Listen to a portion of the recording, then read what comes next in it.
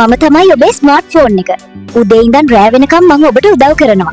හැබැයි මාව පාවිච්චි කරන සමහර අය මට කරන වද හිංසා නිසා මට හරිම අමාරුයි. මාව පරිස්සම් කරගන්න ඕන නම් දූත්. අද මම කියන්නම් මගේ ආයු කාලය වැඩි කරගන්න පුළුවන් රහස්. රෑට එළි වෙනකම්ම මාව චාර්ජ් එකට ගහලා තියෙනවා.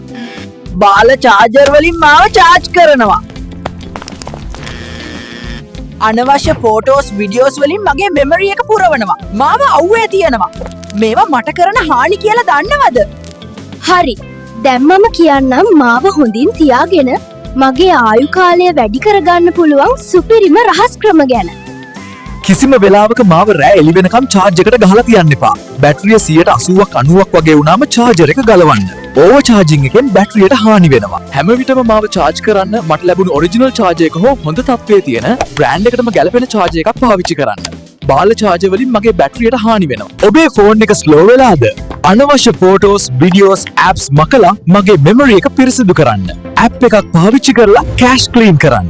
මාව අවුවේ හෝ අධික ලෙස රත් වෙන තැන්වල තියන්න එපා. අධික උෂ්ණත්වය බැටරිය ඉදිමීමට හේතු වෙන්න පුළුවන්. ඒ වගේම මාව චාර්ජ් කරද්දී බර වැඩ කරන්න එපා. සතියකට සැරයක්වත් මාව රීස්ටාර්ට් කරන්න. ඒකෙන් මගේ ඔපරේටිං සිස්ටම් එක රිෆ්‍රෙෂ් වෙලා හොඳට වැඩ කරන්න පටන් ගන්නවා. දැන් මම කියපු දේවල් මතක තියාගෙන මාව පරිස්සම් කරන්න. එතකොට මටත් පුළුවන් ඔබට ඉක්මනින් බැටරි බහින්නේ නැති ස්ලෝ නොවන ෆෝන් එකක් විදිහට වැඩ කරන්න. මේ වගේ තවත් වටිනා හැක්ස් දැනගන්න The Home Hack subscribe කරන්න අමතක කරන්න එපා.